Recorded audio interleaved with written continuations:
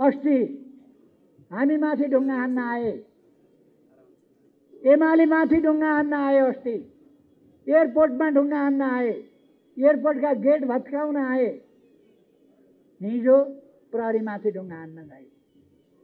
घर फर्किने आह्वान जारी छ।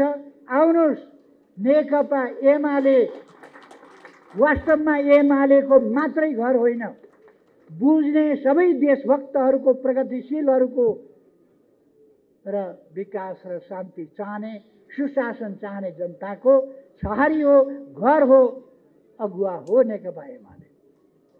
केही मान्छेहरू छन् वाम एकता, वाम एकता, वाम एकता, घाँटी सुकिन्जाल, स्वर बसिन्जाल कराउने। हामी त्यसरी सधैँ वाम एकता गराउँदैनौँ। परेका बेला हामी जाँच्छौँ।